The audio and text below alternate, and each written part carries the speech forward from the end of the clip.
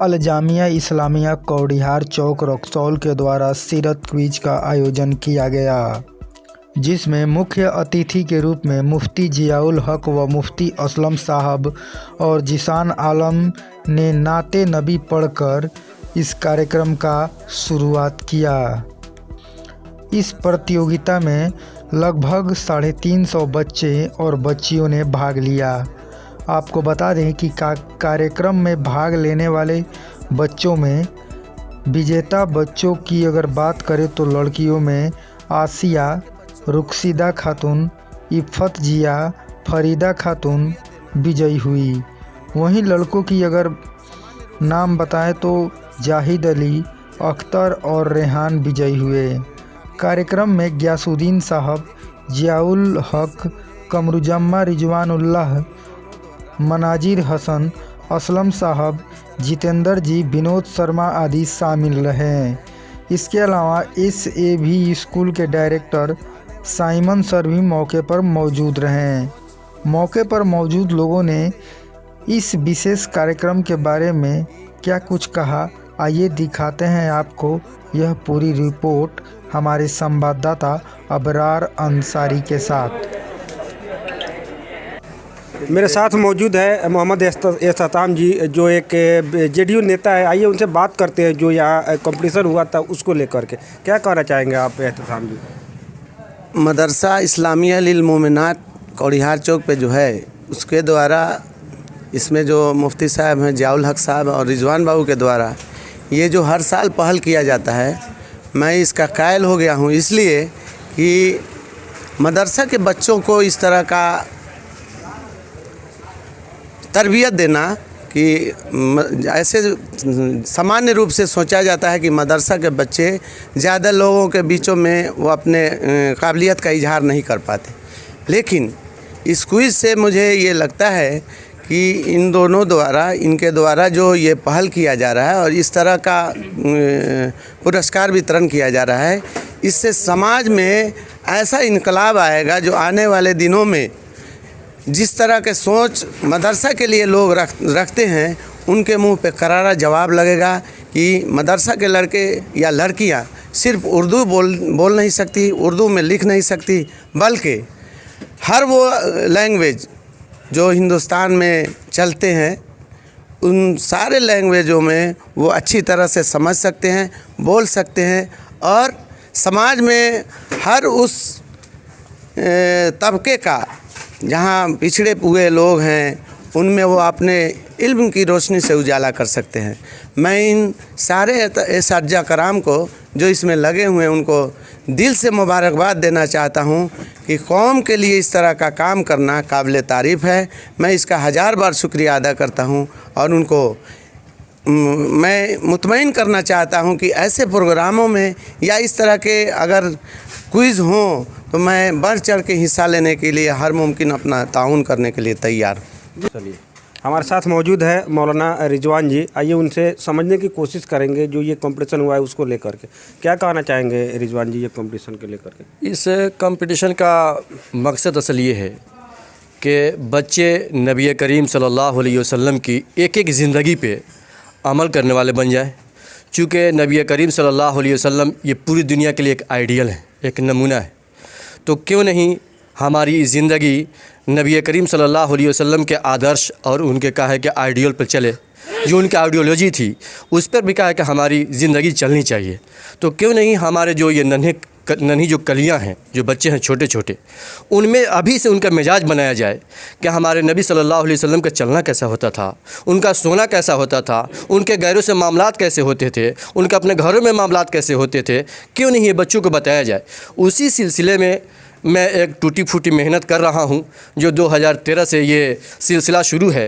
पिछले साल कोरोना का नज़र हो गया, कोरोना की वजह से कहा कि ये नहीं हो पाया। आज इस साल फिर आप लोगों की दुआओं की बरकत से ये 2021 में इस प्रोग्राम को कराया गया और ये प्रोग्राम बहुत कम बच्चों से शुरू कराया गया था। हमारे मुखलिस ये मुफ्ती ज़ियाउल हक साहब और भी हमारे मुखलिस जो हमारे मुआविनीन हैं जो हमें हेल्प करते हैं, उन लोगों ने कहा कि मौलाना इसको थोड़ा सा बड़ा स्तर पर आप कीजिए ताकि और भी बच्चे इसमें शामिल हो। फिर उसके बाद में मैंने पूरे रक्सौल में जितने इंग्लिश मीडियम स्कूल हैं, मकतब हैं, मदरसे हैं, आपके नौकटला से भी बच्चे थे, सारे बच्चों को शामिल किया गया। इस साल अल्हम्दुलिल्लाह 350 बच्चे और बच्चियाँ दोनों मिला करके इसमें शामिल हुए थे। और मैंने 2 जगह सेंटर बनाया था। एक सेंटर बनाया था लड़कियों के लिए IK मॉडल को, और SAB स्कूल जहाँ पे हम लोग मौजूद हैं इस कैंपस को मैं बनाया था लड़कों के लिए। और 5 तारीख को इसका इम्तहान हुआ था। आज 19 तारीख है। 19 तारीख में इनका क्या है कि इनामी प्रोग्राम रखा गया है जिसमें आप हमारे साथ मौजूद हैं। जी रिजवान साहब, आपको ये नहीं लगता है कि इसका जो कंपटीशन हुआ था इसका थोड़ा दायरा बढ़ाना चाहिए? जैसा और भी मोहम्मद साहब आइडियल थे, ये थोड़ा और सभी धर्म के लोगों को ये मैसेज पहुंचना चाहिए और उसको शरीक करना चाहिए, आपको नहीं लगता है ऐसा? जी, बहुत अच्छा सवाल आपने किया, तबीयत खुश हो गई। यहीं जहाँ हम लोग खड़े हैं ये SAB के असेंबली स्टेज पे 2020 में जब यहाँ का एक बच्ची जब यहाँ से अव्वल पोजीशन लाई थी तो साइमन सर ने हमको फ़ोन किया कि सर आपने हमारे बच्ची को अपने जगह पर सम्मानित कर दिया, लेकिन हमारे यहाँ 1600 बच्चे असेंबली में एट ए टाइम हुआ करते हैं। आप आएँ, 8:30 बजे हमारे यहाँ में असेंबली लगता है, आप आएँ और उस बच्ची को फिर हमारे असेंबली में आप क्या है कि उसको सम्मानित करें अपने हाथों से, ताकि हमारे बच्चों में दिलचस्पी बढ़े और वो भी बढ़ चढ़ के कहा है कि इस सीरत क्विज में हिस्सा लें। तो मैंने इसी स्टेज से खड़ा होकर कहा था साइमन सर को और उनको यकीन दिलाया था कि मैं ऐसा करूंगा अगले बार कि जो सवालात ये होते हैं उर्दू में मैं इसको ट्रांसलेट करूंगा हिंदी में और इंग्लिश में भी, और जो बच्चे इंग्लिश की ज़ुबान पर कहा कबर ये रखते हैं, कुदरत रखते हैं, वो इंग्लिश के क्वेश्चन ले लेंगे।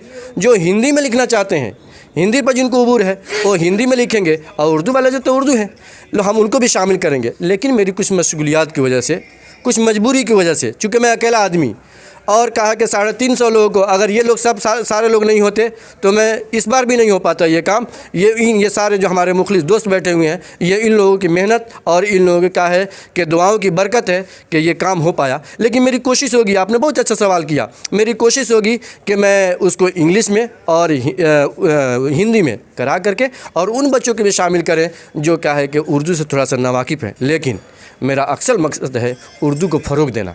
जो हमारे बच्चों से ये चीज़ निकलती जा रही है वो उर्दू में फ़रोग़ दे। बात ये भी है कि आप टिक लगा दीजिए, ऑब्जेक्टिव मार्क्स रख दीजिए। हमने कहा नहीं, फिर उर्दू को फ़रोग़ नहीं हो पाएगा। हमारे तशाम भाई बैठे हुए हैं, ये उर्दू तरक्की के ज़िला सदर भी हैं, इन्होंने भी कहा कि उर्दू के फ़रोग़ के लिए आप लोग कर क्या रहे हैं। हमने कहा आप सदर हैं, आप ही आगे बढ़िए, हम सब मिल कर के उर्दू को फ़रोग़ दें और देना भी चाहिए। तो इस तरह से ये होगा कि अगर आप ऑब्जेक्टिव मार्क्स लगाते हैं तो फिर उर्दू का फ़रोग़ नहीं हो पाएगा। आप याद तो कर लेंगे क्वेश्चन, लेकिन ये नहीं हो पाएगा। तो फिर हम उसको कहे कि नहीं, आपको लिखित एग्ज़ाम देना होगा। तो ये 100 नंबर के इम्तहान होता है और 100 का ही आपको जवाब देना होगा। तो आपने जो सवाल किया हिंदी और भी का इसको वसी करने के लिए, तो मैं उसकी भी पूरी कोशिश करूँगा। अच्छा रिजवान साहब, मेरा लास्ट सवाल आपसे ये है कि इसमें जो कंपटीशन हुआ था इसमें कुछ लागत भी लगता है, ये सब कहाँ से आप इतना व्यवस्था किए थे? जो भी आप इनाम दिए थे या जो भी विधि व्यवस्था था उसका आप खर्च कहाँ से लाए थे? जो फॉर्म भरे जाते हैं उस फॉर्म का भी क्या है कि फ़ीस लगता है, 25 रुपये 30 रुपये उसका अलग से है, वो पैसे हैं। बाकी हमारे दोस्त लोग हैं, उनसे मान लीजिए कि आपसे हमने कहा कि अबरार साहब आप क्या है कि बच्चों का इनाम का आप किताब की जिम्मा ले लीजिए, एक आदमी किताब की जिम्मा लगा दिया। भाई अबरार साहब क्या है कि आप नाश्ते का जिम्मा ही ले लीजिए, आपने कहा चलिए नाश्ता मेरे जिम्मे रहे। इस तरह से बांट करके हम लोग कर लेते हैं इस काम को और बहुत आसानी से हो भी जाता है। कितना आप लोग सदस्य हैं इसमें, इस कमेटी में? जैसा अभी जो आप बनाए हैं, कितना लोग आपका साथ देते हैं? इसमें 10-15 लोग हैं जो साथ देते हैं, बल्कि 22 लोग कहिए, 22 इंस्टीट्यूशन से लोग यहाँ शामिल थे, 22 इदारों से लोग इसमें शामिल थे, वो सब लोगों ने मदद किया है। और जो लोग ने भी बच्चे शामिल किए थे वो भी क्या कि हमारी मदद किए हैं। जी बहुत बहुत धन्यवाद। क्या नाम होगा आपका? ज़ियाउल हक कासमी। क्या कहना चाहेंगे जो ये कंपटीशन हुआ था उसको लेकर? इस कंपटीशन के बारे में हम ये कहना चाहेंगे कि ये प्रोग्राम हम लोगों के जहनों में, जब जमीयत उलमा रक्सौल की हम मीटिंग करते हैं तो हम हमारे सदर मौलाना कमरुज़्ज़मा मज़ाहिरी साहब हैं और मुफ्ती असलम साहब हैं, मौलाना मुनाजिर साहब हैं, मौलाना वलीउल्लाह साहब हैं, इन सब असलम प्रमुख साहब हैं, इन जैसे लोगों से हम बैठते हैं, बात करते हैं और हमेशा ये कोशिश होती है कि समाजी काम हो, तालीमी काम हो, इसको हम लोग बहुस्नो खूबी अंजाम दें। और इसके लिए ज़रूरत है कि तालीमी इदारा हो जिससे जुड़ के लोग काम कर सकें। तो इसके लिए हम लोग मौलाना रिजवान साहब को कहते हैं कि आप आगे बढ़िए और बच्चों को जोड़िए। तो इन्होंने बच्चियों से काम शुरू किया और इस सिलसिले को आगे 2013 से 13 बच्चियों से शुरू करके और आज इस मकाम पे पहुँचे हैं, जो इन सबों के ताउन से ये मुमकिन हो सका है। और ज़रूरी है कि हम तालीम के मैदान में बहुत आगे हम बढ़ें, इसलिए कि जिस समाज और कम्युनिटी से हम ताल्लुक़ रखते हैं, हमारे यहाँ ग्रेजुएट लोगों की तादाद बहुत कम है, पीजी किए हुए लोग बहुत मामूली हैं। वो किसी एतबार से हमारी हालत तो दलितों से बदतर हो गई है। इसलिए हम इस सीरत क्विज़ प्रतियोगिता, कंपटीशन और इसी तरीके से कुछ सेमिनार, इल्मी सेमिनार करके चाहते हैं कि हमारी कौम की हालत को दुरुस्त करें। इसलिए ठीक है, मैं बीच में आपको रोकना चाहता हूँ। आपको नहीं लगता कि ये रक्सौल में जैसे कंपटीशन हुआ है, रक्सौल में इसका सेंटर भी हुआ था और इसका जो प्रोग्राम हुआ था रक्सौल में, आपको नहीं लगता कि ये जो विधि व्यवस्था गांव में चल करके गांव में हो, ताकि देखा जाए तो गांव के जो भी लड़के और लड़कियां होती है वो काफ़ी पिछड़ा होता है। जैसे रक्सौल शहर है, यहाँ तो कुछ हालात बदले हैं, तो नहीं लगता आपको कि ये जो भी कंपटीशन हो गाँव के अंदर हो, कस्बे के अंदर हो, या जो भी हो, जैसा इस साल यहाँ हुआ तो अगले साल गांव या कस्बे में हो?